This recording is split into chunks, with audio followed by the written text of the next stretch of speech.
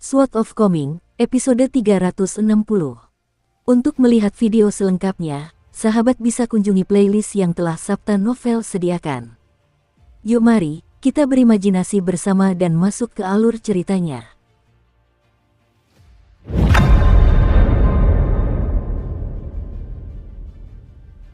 Sebelum mencapai kota Nagatua, lacuan Istana Kambing Hijau harus melakukan 3 persinggahan. Yang pertama adalah stasiun feri Everspring di luar Sekte Daun Payung, yang memiliki kondisi seperti musim semi sepanjang tahun.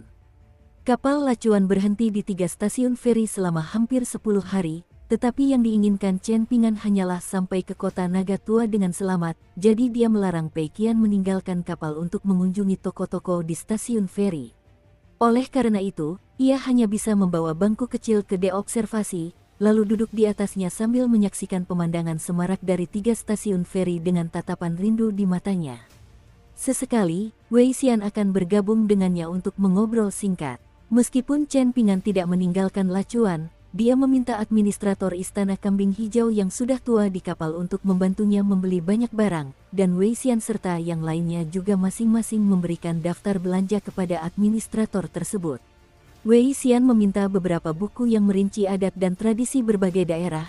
Lu Baixiang membeli gukin kekaisaran yang berasal dari kerajaan Fana. Sui Yubian tidak mengajukan permintaan apapun, tetap mempertahankan pendirian bahwa yang dia butuhkan hanyalah pedangnya, sementara Zulian meminta daftar panjang buku. Namun, daftar buku yang dimintanya ditolak oleh Chen Pingan sebelum sampai ke administrator Istana Kambing Hijau, dan Chen Pingan mengatakan bahwa buku-buku yang diinginkannya tidak dijual di stasiun feri, jadi dia harus mencarinya sendiri begitu mereka sampai di kota Nagatua, yang membuat Zulian sangat kecewa. Ternyata, Zulian telah meminta sejumlah novel, dan hanya mendengar nama-nama novel itu saja sudah cukup membuat Chen Pingan merinding. Tidak mungkin dia akan membiarkan daftar buku itu sampai ke tangan administrator. Selain berlatih meditasi berjalan, berdiri, dan tidur, Chen Pingan juga tekun berlatih teknik pedang dalam kitab pedang yang benar. Di atas itu semua, dia juga mempelajari mantra keabadian. Meskipun mantra keabadian sangat canggih, masalah utama yang dihadapi orang-orang dalam penyempurnaan alat adalah kurangnya bahan yang baik, sehingga membuat semua keterampilan mereka menjadi tidak berguna. Pedang pertama dan ke-15 bukanlah pedang terbang terikat yang dimurnikan secara pribadi oleh Chen Pingan, jadi yang harus dia lakukan hanyalah memeliharanya, dan semua pekerjaan itu dilakukan untuknya oleh labu pemeliharaan pedangnya. Namun, jika dia memurnikan sendiri item terikatnya, maka biaya bahan yang dibutuhkannya akan dengan cepat mencapai jumlah yang sangat besar, dan semakin tinggi kaliber item terikatnya, semakin mahal pula pemurnian lebih lanjutnya. Ungkapan yang disampaikan oleh pendeta Taois tua dari kuil pengamatan Dao kepada Lu Baixiang, yaitu tentang menghabiskan uang seperti air yang mengalir, tentu saja merupakan sindiran, tetapi juga mencerminkan realitas yang tak terhindarkan dari penyempurnaan alat. Pada titik ini, jembatan keabadiannya sebagian besar telah dibangun kembali, dan gerbangnya terbuka lebar untuk menerima tamu dari segala arah. Jadi semakin melimpah energi spiritual di lingkungan sekitarnya, semakin besar bahaya yang akan dihadapinya. Itulah sebabnya dia terjatuh di jembatan lengkung batu di Gunung Alam Jernih. Saat itu, dia masih belum mampu sepenuhnya mengendalikan anggur manis emasnya untuk menangkis masuknya energi spiritual, dan energi spiritual tersebut bertabrakan dengan ki sejatinya, sehingga mengakibatkan hilangnya keseimbangan. Pada akhirnya, ada batas atas jumlah energi spiritual yang dapat diserap dan diubah oleh anggur manis emas dalam satu waktu, dan jika mencapai saturasi penuh, maka energi spiritual yang berlebihan akan membanjiri semua titik akupuntur Chen Pingan, mengakibatkan penurunan basis kultivasi seni bela dirinya. Dilema yang sedang dihadapi Chen Pingan saat ini adalah memutuskan harta karun mana yang akan dia murnikan di titik akupuntur pertamanya. Jika dia memilih air dari kelima elemen tersebut, maka prosesnya akan relatif lebih sederhana karena contoh yang diberikan oleh Dewi Sungai Pemakaman adalah tentang memurnikan air. Prasasti permohonan hujan tersebut merinci proses yang terlibat, serta bahan-bahan yang dibutuhkan untuk pemurnian air, dan penekanan khusus diberikan pada item kunci yang disebut esensi air. Semua harta karun yang merupakan puncak dari esensi keberuntungan suatu badan air dapat disebut sebagai esensi air, tetapi esensi air yang berbeda dapat sangat bervariasi kualitasnya. Esensi air dari sungai kecil yang diawasi oleh penjaga sungai dan esensi air dari sungai yang menjadi rumah bagi istana naga kuno hampir tidak dapat dibandingkan satu sama lain. Bukanlah berlebihan untuk mengatakan bahwa kualitas esensi air yang digunakan untuk pemurnian akan secara langsung menentukan kualitas item terikat atribut air milik Chen Ping'an. Kapal lacuan itu berlabuh di stasiun feri Everspring, dan Pei Qian duduk di bangkunya di dek observasi, memandang ke arah stasiun feri dengan tatapan rindu yang sedih di matanya. Sementara itu, Chen Ping'an duduk di tepi meja, dan dia juga merasa sedikit sedih sambil memandang anjing laut kecil yang menggemaskan di atas meja. Setelah memperoleh pemahaman mendalam tentang mantra abadi, terlintas dalam pikirannya bahwa jika dia memurnikan segel air sebagai benda terikatnya, maka ada kemungkinan besar setiap kali dia menggunakan segel itu untuk membantu dewa air meningkatkan keberuntungan jalur air mereka, energi esensialnya akan terganggu. Namun, manfaat utama dari memurnikan segel air sebagai benda terikatnya adalah bahwa segel tersebut tidak akan lagi menghabiskan sebagian kekuatan mistiknya setiap kali digunakan, sehingga tidak akan ada lagi bahaya segel tersebut direduksi menjadi segel biasa yang tidak memiliki kekuatan mistik. Oleh karena itu, Chen Ping'an memutuskan bahwa segel air inilah yang akan dimurnikannya sebagai benda terikat atribut airnya. Ini akan menjadi barang yang terikat, jadi akan berbeda dari rantai pengikat iblis yang dimurnikan menggunakan kumis emas naga banjir. Karena sifat khusus dari proses pemurnian ini, dia akan membutuhkan kuali untuk pemurnian alat, dan itu sendiri akan menjadi masalah besar. Dia harus menemukan penjual abadi yang bersedia menjual kuali yang bagus, dan dia harus membelinya. Tugas itu bisa mudah atau bisa sangat sulit. Semuanya tergantung pada berapa banyak uang yang dia miliki di sakunya. Saya tidak punya uang sekarang. Ekspresi sedih terpancar di wajah Chen Ping'an saat pikiran itu terlintas di benaknya. Dia tidak memiliki satu pun koin hujan biji-bijian yang tersisa, dan sekarang karena Jewel Small World sudah tidak ada lagi, tidak akan ada lagi koin tembaga esensi emas baru. Dengan kata lain, itu sekarang menjadi sumber daya yang terbatas, dan dia baru saja menggunakan 2 di antaranya selama pertempuran di puncak gunung itu. Seandainya salah satu dari ketiga pria itu, bukan Sui Yubian, yang telah mempertaruhkan nyawa mereka dengan begitu gegabah, maka Chen Ping'an pasti akan tergoda untuk memberi mereka pelajaran yang setimpal. Pei Qian membawa bangkunya kembali ke dalam ruangan, lalu duduk di samping Chen Ping'an dengan ekspresi khawatir sambil bertanya, "Ada apa? Apakah kita kehabisan uang?" Dia berhasil menyampaikan inti permasalahan dengan tepat. Chen Ping'an mengalihkan pandangannya ke Pei Qian dengan alis sedikit berkerut, dan dia tidak bisa menahan diri untuk bertanya-tanya bagaimana Pei Qian selalu bisa menemukan kata-kata yang paling menyakitkan untuk diucapkan. Pei Qian berpikir bahwa Chen Ping'an mulai muak harus menanggung semua pengeluarannya, dan wajah kecilnya langsung mengerut sambil air mata menggenang di matanya. "Tolong jangan lemparkan saya dari kapal. Saya tidak akan menuntut untuk makan ikan dan daging lagi. Mulai sekarang, saya bisa bertahan hanya dengan semangkuk daging dan beberapa acar sayuran sehari." Chen Ping'an tersenyum sambil menenangkan, "Ini tidak ada hubungannya dengan seberapa banyak kamu makan. Kamu masih dalam masa pertumbuhan, jadi makanlah sebanyak yang kamu bisa. Lagi pula, beberapa mangkuk nasi tambahan tidak terlalu mahal." Senyum cerah dan riang langsung muncul di wajah Pei Qian saat dia bertanya, "Apakah kita punya tempat tinggal di kota naga tua? Jika ada, maka kita akan punya seseorang untuk menanggung biaya kita." Chen Ping'an mengangguk sambil menjawab, "Memang. Aku punya teman di sana yang cukup kaya, tapi jangan manfaatkan kemurahan hatinya dan membuat tuntutan yang tidak masuk akal, kau mengerti?" "Aku tidak mau," jawab Pei Qian dengan nada cemberut. Dia mengira mereka akan bertemu orang lain seperti Yao Jinzi, yang memberikan semua yang diinginkannya dan bahkan memohon agar dia menerima hadiahnya. Yang terpenting, Chen Ping'an tidak mampu menolaknya. Jika dia tahu bahwa orang seperti Yao Jinzi sangat langka, dia tidak akan mengejeknya waktu itu. Mereka berdua sedang mengobrol ketika Yao Jinzi melepas kerudungnya, memperlihatkan kulitnya yang putih dan halus, yang membuat Pei Qian merasa sangat minder dan tidak percaya diri jika dibandingkan. Dia tidak ingat apa yang mereka bicarakan saat itu, tetapi untuk menghibur dirinya sendiri, Pei Qian melontarkan hinaan kepada Yao Jinzi dengan kedok pujian yang bernada sarkas, "Kakak Yao, kau sangat cantik sehingga tidak heran kau agak pelupa." Yao Jinzi tidak marah padanya karena komentar itu, melainkan hanya mencubit keningnya seperti seorang kakak perempuan yang penyayang. Hari demi hari berlalu, dan tak lama kemudian, tibalah titik balik musim dingin. Pada saat itu, kapal telah meninggalkan benua daun payung dan sedang terbang di atas laut antara kedua benua. Saat mencapai stasiun feri di pulau di luar kota Nagatua, hari sudah memasuki akhir musim dingin. Suatu hari, selama perjalanan, Lu Baixiang memperhatikan Chen Pingan berlatih meditasi berjalan yang monoton di kamarnya, dan dia bertanya, sikap kepalan tangan ini terlihat sangat biasa, mengapa kau terus-menerus mempraktikkannya? Ketinggian yang mulia dapat dicapai bahkan dari fondasi yang sederhana, jawab Chen Pingan, dan Lu Baixiang pun termenung setelah mendengar itu. Setelah Lu Baixiang meninggalkan ruangan, Pei Qian dengan tenang bertanya kepada Chen Pingan apa arti jawabannya, dan Chen Pingan tersenyum dan mengatakan kepadanya bahwa dia tidak dapat memikirkan jawaban yang mendalam, jadi dia mengarangnya saat itu juga. Berdasarkan pengalamannya, mereka yang mahir bermain Go seringkali cenderung mempersulit hal-hal, jadi dia menyerahkan maknanya kepada interpretasi Lu Baixiang sendiri, dan Pei Qian menganggap penjelasan ini sangat menggelikan.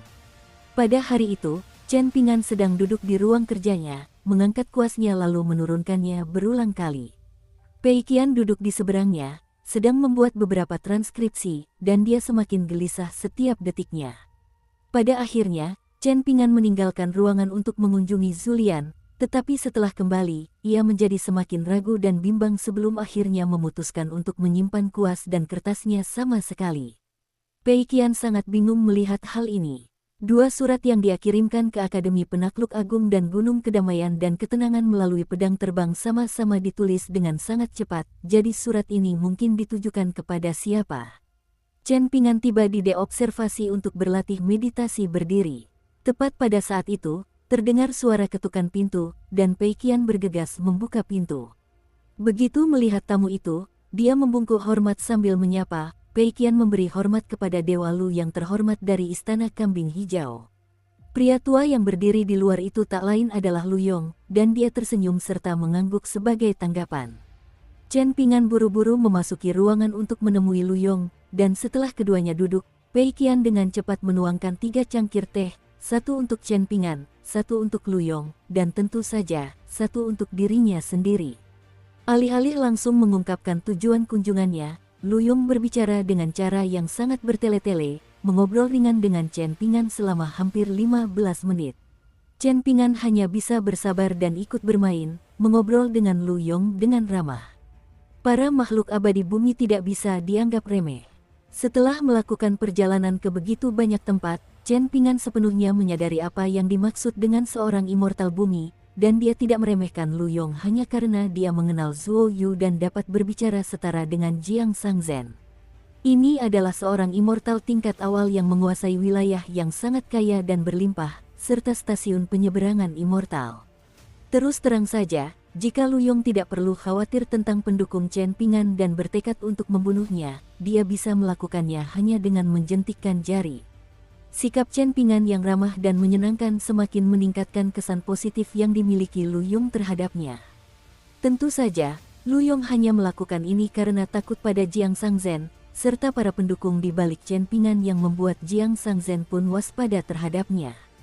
Jika tidak, bahkan jika Lu Yong tidak mampu menjadikan Chen Pingan sebagai musuhnya, dia bisa saja mengabaikan Chen Pingan, dan tidak perlu baginya untuk menjilat Chen Pingan dan datang jauh-jauh ke sini hanya untuk memberikan hadiah. Setelah menyesap teh beberapa kali, Lu Yong akhirnya menyatakan tujuan kunjungannya. Istana Kambing Hijau kami sungguh diberkati oleh kehadiran Anda di puncak Istana Surgawi hari itu, Tuan Muda Chen. Saat itu, kebetulan saya sedang memurnikan kuali pil meditasi duduk. Pil ini sangat hangat dan lembut, dan paling baik dikonsumsi oleh kultivator selama meditasi duduk. Tidak hanya dapat menenangkan pikiran, yang terpenting, pil ini dapat menyehatkan tubuh, khususnya titik-titik akupuntur. Adapun mengapa disebut pil meditasi duduk, ada penjelasan yang agak kasar, namun akurat, yaitu setelah meminum salah satu pil ini, hanya duduk saja sudah merupakan bentuk kultivasi, dan tidak masalah meskipun Anda tidak secara aktif fokus pada kultivasi. Begitu mulai berbicara tentang pemurnian pil, Lu Yong langsung dipenuhi antusiasme, dan dia tampak seperti orang yang sama sekali berbeda dibandingkan dengan lelaki tua yang pemalu dan gugup yang berdiri di hadapan Jiang Sangzhen. Hati adalah penguasa tubuh dan jenderal dari semua emosi. Namun, hati selalu menjadi konsep yang sangat sulit untuk dipahami. Dalam Buddhisme, ada anggapan bahwa hati yang tidak tenang menyebabkan pikiran yang mengembara. Oleh karena itu, hati yang tenang dan stabil adalah kunci untuk kultivasi. Pil meditasi duduk sangat sulit dimurnikan, dan bahkan jika berhasil dimurnikan, bahan-bahan dari 10 pil hanya akan menghasilkan paling banyak 3 atau 4 pil. Selain itu, ada satu hal yang membedakan pil meditasi duduk saya dari yang lain, dan itu adalah alasan penting mengapa pil ini sangat populer di antara semua makhluk abadi bumi di benua daun payung. Begini, mengonsumsi pil meditasi duduk yang dimurnikan olehku dapat memunculkan sesuatu yang mirip dengan dewa-dewa pintu yang ditempelkan di pintu-pintu rumah manusia, yang berfungsi untuk menjaga hati seseorang. Itu adalah bukti yang bagus untuk kekuatan mistismu dan keahlianmu dalam meracik pil, puji Chen Pingan dengan sungguh-sungguh, dan Lu Yong sangat senang dengan pujian ini. Tentu saja, dia sebenarnya tidak kebetulan sedang memurnikan kumpulan pil meditasi duduk ini. Untuk memurnikan pil ini, tidak hanya dibutuhkan daftar panjang harta karun alam, tetapi juga waktunya harus tepat, dan sebagian dari kekayaan berharga gunung alam jernih juga harus dikorbankan. Inilah alasan mengapa pil-pil ini sangat dicari di antara para immortal bumi tingkat inti emas dan tingkat awal dari sekte daun payung. Adapun mengapa para ahli pemurnian pil lainnya tidak dapat memurnikan pil meditasi duduk dengan kaliber yang sama, keahlian pemurnian pil Lu Yong yang luar biasa memang merupakan faktor, tetapi keberuntungan gunung alam jernih memainkan peran yang jauh lebih penting. Inilah mengapa para makhluk abadi di bumi selalu sangat teliti dan hati-hati dalam memilih lokasi untuk sekte dan tempat tinggal mereka. Kau baru saja menyebutkan bahwa pil-pil ini sangat dihargai bahkan oleh para dewa bumi di benua daun payung. Kalau begitu, apakah pil-pil ini juga cocok dikonsumsi oleh para praktisi bela diri murni tingkat 6 dan 7? Tanya Chen Pingan tiba-tiba. Lu Yong sedikit ragu mendengar ini, lalu mengangguk sambil menjawab, tentu saja. Hanya saja akan sangat sia-sia jika memberikan pil meditasi duduk milikku ini kepada para berandal yang tidak beradab itu. Itu seperti memberi makan bunga peoni kepada sapi. Chen Pingan tersenyum sambil bertanya, apakah Anda menyebutkan pil meditasi duduk ini karena Anda ingin menjualnya kepada saya dengan harga diskon mengingat hubungan saya dengan Jiang Sangzhen? Lu Yong terkejut mendengar bahwa Chen Pingan berani menyebut nama Jiang Sangzhen secara langsung, tetapi ekspresinya tetap tidak berubah saat dia menjawab, itu bukan niat saya, Tuan Muda Chen. Anda adalah tamu kehormatan Istana Kambing Hijau kami, saya tidak bisa meminta uang dari Anda sebagai imbalan atas pil saya. Setelah kau dan senior Jiang meninggalkan puncak Istana Surgawi, seolah-olah aku telah diberkati oleh surga, dan aku mampu memurnikan sebanyak 6 pil meditasi duduk dalam sekali proses, sesuatu yang belum pernah terjadi sebelumnya selama berabad-abad aku memurnikan pil. Berkah seperti ini hanya datang sekali atau 2 kali seumur hidup, mungkin tidak sama sekali, jadi langsung jelas bagi saya bahwa Anda pasti memiliki kedekatan yang luar biasa dengan Istana Kambing Hijau saya dan saya sendiri. Akan menjadi tindakan tidak tahu berterima kasih yang terang-terangan jika saya menyimpan pil-pil ini untuk diri saya sendiri. Itulah sebabnya saya membawakan 6 pil meditasi duduk ini kepada Anda hari ini, Tuan Muda Chen. Pei Qian memperhatikan dengan mulut sedikit terbuka. Ia tak pernah menyangka akan bertemu seseorang yang lebih tak tahu malu dan lebih mahir berbohong daripada dirinya sendiri. Tiba-tiba ia merasa bahwa ia harus banyak belajar dari makhluk abadi tua ini, setidaknya dalam seni menjilat orang lain. Lu Yong tampaknya juga menyadari bahwa dia sedikit berlebihan dan terkesan terlalu bersemangat, jadi dia memasang wajah agak sedih sambil melanjutkan, meskipun demikian, saya harus mengakui bahwa masih agak menyakitkan bagi saya untuk harus berpisah dengan pil-pil ini. Sebagai gantinya, saya harap Anda dapat membantu senior Jiang untuk saya dan Istana Kambing Hijau saya. Klan Jiang berbisnis di seluruh benua daun payung, jadi jika mereka memutuskan untuk membeli beberapa pil dari Istana Kambing Hijau saya di masa mendatang, mungkin saya akan dapat memperoleh keuntungan tambahan yang melebihi nilai 6 pil meditasi duduk ini, dan itu akan menjadi situasi yang menguntungkan bagi semua orang. Oleh karena itu, Anda dapat menerima pil-pil ini tanpa ragu, Tuan Muda Chen. Sekalipun Istana Kambing Hijau saya tidak diberkati dengan lebih banyak bisnis dari klan Jiang, 6 pil ini tetap akan sangat berharga untuk berteman dengan seseorang seperti Anda. Dukung terus channel YouTube Sabta Novel. Zulian menggosok-gosok tangannya seperti lalat, sambil tersenyum. Aku sudah terbiasa menjadi nomor 1 di tanah suci bunga teratai. Sekarang aku berada di dunia baru yang begitu luas, tidak mungkin aku bisa mencapai ketinggian yang sama seperti sebelumnya, tetapi setidaknya, aku harus berusaha untuk meraih posisi teratas di antara kita berempat. Jika tidak, aku akan terlalu malu untuk melayani Anda, Tuan Muda. Jika aku bahkan tidak bisa mengalahkan seorang wanita, maka lebih baik aku membenturkan kepalaku sendiri ke tembok dan mengakhiri semuanya sekarang juga. Lagi pula, risiko dan imbalan selalu berjalan beriringan. Saat pertempuran di kuil tadi, aku terlalu lepas kendali, dan bahkan sekarang, aku masih menderita beberapa luka dalam. Pasti kau tidak sekejam itu sampai-sampai hanya berdiri dan menonton saat aku ditinggalkan oleh 3 orang lainnya. Apakah kau sudah mengambil keputusan? Tanya Chen Pingan dengan ekspresi serius. Zulian sama seriusnya saat dia mengangguk sebagai jawaban. Jika aku belum mengambil keputusan, aku tidak akan datang mengetuk pintumu dan mengganggu istirahatmu di tengah malam. Chen Pingan mengeluarkan kedua botol kecil itu, lalu menuangkan 1 pil dari masing-masing botol sambil menghela napas pasrah. Kurasa kau bertanggung jawab atas hidupmu sendiri. Kedua pil ini akan menjadi kompensasi atas keberanianmu di kuil. Zulian menerima 2 pil dari Chen Pingan dan langsung menelannya, lalu berdiri sambil tersenyum dan mengucapkan selamat tinggal kepada Chen Pingan.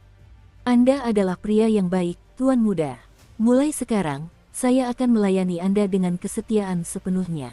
Chen Pingan tahu betul bahwa sanjungan Zulian tidak perlu dianggap serius, jadi sanjungan itu hanya masuk telinga kanan dan keluar telinga kiri.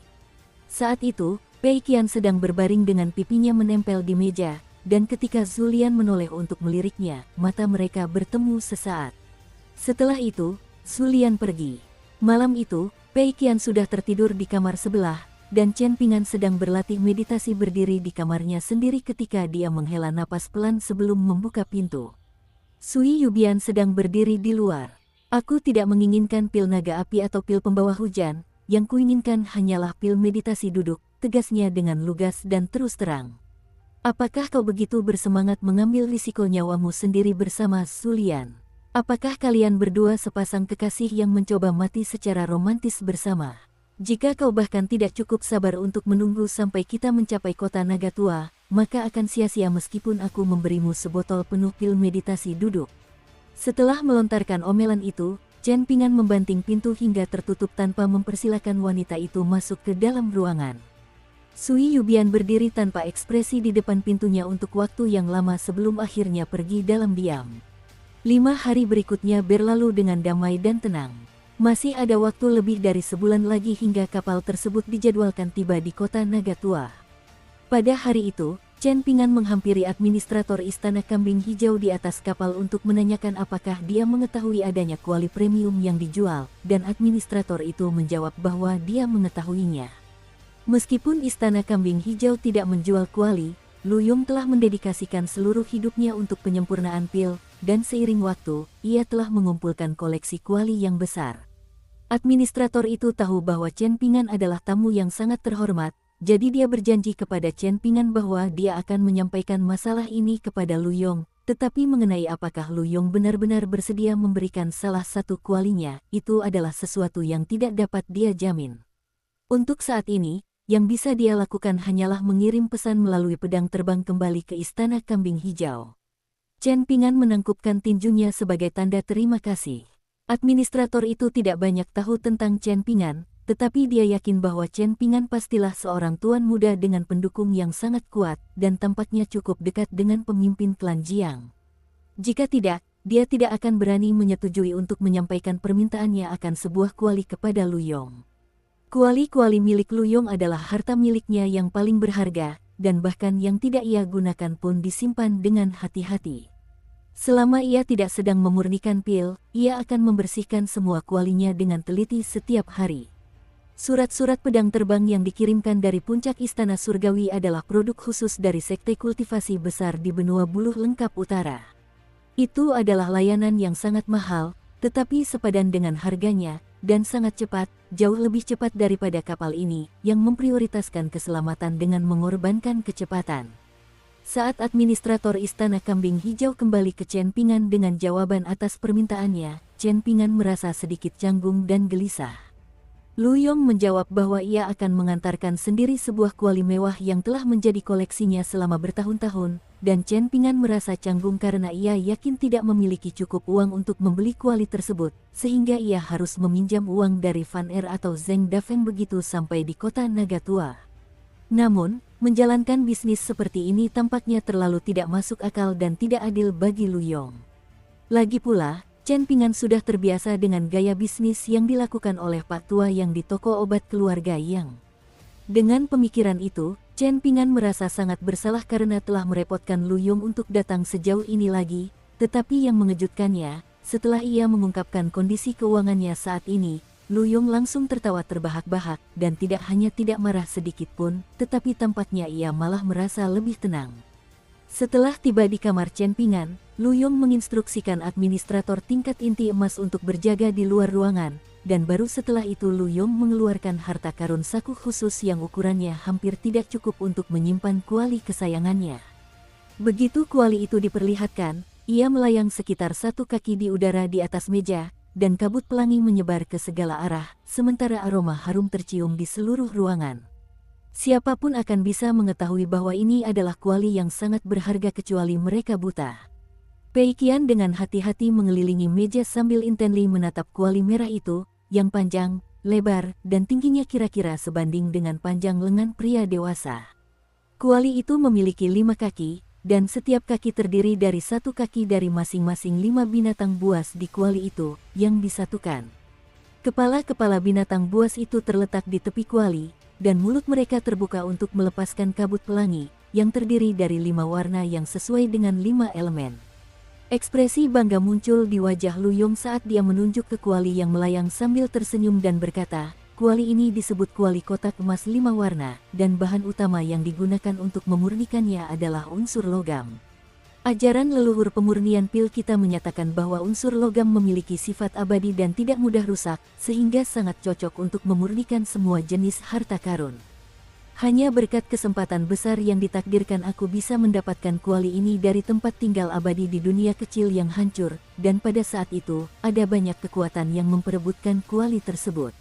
Aku hanya bisa mendapatkan kuali itu karena aku memiliki keberuntungan terbaik di antara semua orang.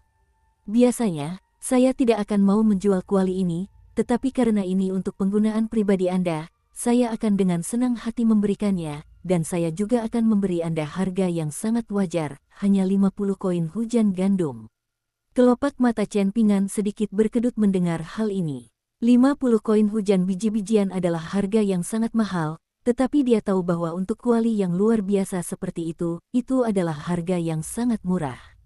Setelah menarik napas dalam-dalam, dia berkata, pemimpin Istana Lu, saya benar-benar ingin membeli kuali ini, tetapi saat ini, saya kekurangan dana yang dibutuhkan, dan saya tidak yakin apakah teman saya di kota Nagatua bersedia meminjamkan saya uang sebanyak itu. Jika saya telah membuat Anda datang sejauh ini tanpa hasil, maka izinkan saya untuk meminta maaf sebelumnya. Chen Pingan menangkupkan tinjunya sebagai tanda permintaan maaf sambil berbicara. Berbagai macam emosi berkecamuk di hati Lu Yong, dan dia tak kuasa membayangkan betapa hebatnya dunia ini jika semua kultivator bersikap sopan dan masuk akal seperti Chen Pingan. Apakah dia benar-benar bersedia menjual kuali kotak emas 5 warna ini? Sebelum bertemu Jiang Sangzhen dan Chen Pingan, siapapun yang mencoba membeli kuali itu darinya akan langsung dihujani cacian, dan jika permintaan itu datang dari seorang pemurniki di bawah tingkat Naschen, maka Lu Yong mungkin akan memukuli mereka juga. Namun, setelah kejadian baru-baru ini, pola pikirnya mengalami perubahan drastis. Setelah kembali ke Istana Kambing Hijau dengan sejumlah koin hujan biji-bijian yang hampir merenggut nyawanya, dia merenungkan semua yang telah terjadi baru-baru ini, dan dia telah menemukan cara terbaik untuk berurusan dengan orang-orang bersama Jiang Sangzhen. Oleh karena itu, setelah menerima surat pedang terbang dari kapal itu, dia tidak hanya tidak merasa kesal dengan permintaan Chen Pingan, tetapi malah sangat gembira. Tentu saja, sangat menyakitkan baginya untuk berpisah dengan kuali yang sangat dia sayangi. hampir seperti nyawanya sendiri, tetapi dia tahu apa yang harus dilakukan, dan selama Chen Ping'an berani membelinya, dia bersedia menjualnya. Ada juga rahasia di balik kuali kotak emas 5 warna ini, yaitu bahwa kuali ini memiliki kualitas yang terlalu tinggi. Ironisnya, hal ini justru menjadi kutukan daripada berkah bagi Lu Yong karena mantra pemurnian yang ia gunakan dan bahan-bahan pemurnian pil yang ia miliki pada dasarnya tidak sebanding dengan kuali kotak emas 5 warna tersebut. Mungkin dia hanya akan menggunakan kuali itu sekali setiap abad rata-rata, dan pil yang berhasil dia murnikan menggunakan kuali itu hanya akan impas, atau terkadang bahkan mengalami kerugian bersih. Oleh karena itu, dia harus mengakui bahwa kuali itu hampir tidak berguna baginya, dan bahwa dia hanyalah seorang kultivator dan ahli pemurnian pil yang terlalu rendah untuk memanfaatkannya sepenuhnya. Tak lama kemudian, Lu Yong meninggalkan kamar Chen Ping'an dengan senyum puas. Dia telah meninggalkan kuali kotak emas 5 warna bersama Chen Ping'an, beserta sebuah buku pemurnian pil yang dijahit menggunakan sejenis bahan yang tidak diketahui. Chen Ping'an dengan hati-hati menyimpan kuali itu ke dalam harta karun pengecilannya, lalu mulai membaca buku yang ditulis sendiri oleh Lu Yong. Setelah membaca sebentar, dia meninggalkan kamarnya untuk pergi ke ruang pedang di kapal yang khusus ditujukan untuk mengirimkan surat pedang terbang, lalu mengirim surat kepada Jiang Sangzhen. Dalam surat itu, dia memberikan sedikit diskon atas transaksi yang baru saja terjadi antara dirinya dan Lu Yong, dan di bagian akhir surat, dia menulis, "Aku berhutang budi padamu 2 hal, 1 besar dan 1 kecil." Di dalam sebuah ruangan di kapal, administrator tingkat inti emas berdiri di samping Lu Yong, memberitahunya bahwa Chen Ping'an baru saja mengirim surat ke Sekte Tablet Giok. Adapun isi surat itu, tentu saja tetap dirahasiakan. Jika tidak akan ada yang berani menggunakan layanan surat pedang terbang. "Apakah tuan muda ini berasal dari keluarga terhormat, pemimpin istana Lu?" tanya administrator tingkat inti emas itu dengan rasa ingin tahu. Lu Yong mempertimbangkan jawabannya dengan cermat, lalu tersenyum sambil menjawab, "Menurutku, fakta bahwa dia memiliki harta karun pengecil ukuran di usia yang begitu muda sudah sangat berarti." Sebelumnya, Lu Yong menyadari bahwa dia telah melakukan kesalahan begitu dia meninggalkan kamar Chen Ping'an. Dia meninggalkan kuali kotak emas 5 warna sebagai isyarat ketulusan, tetapi kuali dengan kualitas luar biasa seperti itu tidak bisa begitu saja disimpan di sembarang peti harta karun, dan bahkan jika seseorang dapat memaksa memasukkan kuali itu ke dalam peti harta karun, ada kemungkinan itu akan meledakkan ruang internal peti harta karun tersebut. Namun, tepat saat Lu Yong hendak berbalik, ia terkejut mendapati bahwa aura kuali itu telah lenyap seketika. Tidak ada keraguan sedikit pun di benaknya bahwa harta karun minimalisasi telah digunakan. Dia pasti keturunan langsung dari kekuatan abadi yang sangat hebat, spekulasi administrator tingkat inti emas. Cukup menarik bahwa seorang abadi muda dari latar belakang yang begitu bergengsi suka bepergian dengan seniman bela diri murni sebagai pelayannya. Lu Yong tidak ingin membahas Chen Ping'an lebih lanjut, jadi dia melambaikan tangan untuk mengakhiri percakapan itu. Setelah administrator itu pergi, Lu Yong duduk sendirian di kamarnya sambil menghela napas, "Penderitaanku tidak sia-sia. Istana kambing hijauku telah terselamatkan." Saat kapal akhirnya tiba di stasiun feri di pulau di luar kota Nagatua, Chen Ping'an menghela napas lega. Dia kembali ke benua botol berharga timur, dan saat itu sudah menjelang akhir musim dingin. Kapal klan Fan dari Pulau Osmanthus tidak ada di stasiun feri, jadi kemungkinan besar kapal itu belum kembali dari Gunung Stalaktit, dan Chen Ping'an bertanya-tanya apakah dia akan mendapat kesempatan untuk bertemu Lady Gui lagi. Begitu Chen Ping'an melihat administrator tingkat inti emas berdiri di luar pintunya tanpa Lu Yong di sisinya, firasat buruk langsung muncul di hatinya. Benar saja, administrator tingkat inti emas memberitahu, pemimpin istana Lu harus kembali ke puncak istana surgawi karena beberapa urusan mendesak, dan beliau menginstruksikan saya untuk memberitahu Anda bahwa tidak perlu terburu-buru untuk membayar kuali tersebut. Kapanpun Anda mendapatkan uangnya, Anda dapat mengirim seseorang untuk mengantarkannya ke kapal, tetapi tidak perlu membebani diri sendiri. "Aku pasti akan mengumpulkan uang itu secepat mungkin," jawab Chen Ping'an dengan pasrah. Administrator tingkat inti emas itu tersenyum sambil menegaskan kembali, "Tidak perlu terburu-buru. Sebelum kepergiannya, pemimpin istana Lu menginstruksikan saya untuk tidak mencoba terburu-buru dalam keadaan apapun." Tidak lama setelah Lu Yong kembali ke puncak istana surgawi, sebuah surat pedang terbang tiba di Istana Kambing Hijau dengan kecepatan dan kekuatan yang luar biasa sehingga hampir menghancurkan ruang pedang di gunung tersebut. Lu Yong mengambil surat itu dengan ragu-ragu, lalu kembali ke rumahnya dengan ekspresi tegar, dan baru setelah yakin tidak akan terlihat, ia tertawa terbahak-bahak. Selain 100 koin hujan biji-bijian yang ditinggalkan Jiang Sangzhen untuknya di kapal, mulai hari ini, Sekte Tablet Giok akan menerima setiap pil yang diproduksi oleh Istana Kambing Hijau dan membantu mereka menjual pil-pil tersebut di seluruh benua daun payung. Lu Yong segera memerintahkan orang-orang untuk meninggalkan gunung dan merekrut murid dari sumber manapun yang memungkinkan, baik itu mencari talenta muda di desa-desa, atau langsung meminta mereka dari Kekaisaran Kuan Agung, negara Qi Selatan, dan semua negara tetangga lainnya. Bagaimanapun, Istana Kambing Hijau akan menerima sebanyak mungkin murid, dan tidak masalah meskipun kemampuan mereka sedikit kurang. Selama mereka berkultivasi selama 7 atau 8 tahun dan dibimbing dengan tekun oleh Istana Kambing Hijau, mereka setidaknya akan mampu memurnikan pil paling sederhana, dan itu akan menjadi pendapatan yang terjamin bagi sekte tersebut. Setelah itu, Lu Yong menuju ke aula leluhur, dan sambil mempersembahkan dupa kepada potret para leluhur tua yang tergantung di dinding, ia berdoa, "Wahai para leluhur yang terhormat, berkatilah Istana Kambing Hijau kami agar dapat berkembang dan makmur selama ribuan tahun yang akan datang." Chen Pingan muncul di dermaga stasiun feri dengan tas bambu di punggungnya. Dengan hanya satu langkah tersisa, Pei Qian merapatkan kedua kakinya, lalu melompat ke tanah dan meletakkan tangannya di pinggang sambil membusungkan dada dan menyatakan, "Benua botol berharga timur, aku datang." Siapa nama gadis kecil yang suka memakai baju merah itu? Li Baoping, kan? Dia sekolah di Akademi Tebing Gunung atau apalah itu, seperti orang bodoh. Beraninya dia memanggil ayahku paman juniornya. Akan kuberi dia pelajaran saat bertemu dengannya nanti.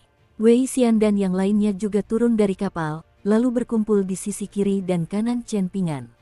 "Kemana selanjutnya, Tuan Muda? Apakah kita langsung menuju kota?" tanya Zulian sambil sedikit membungkuk.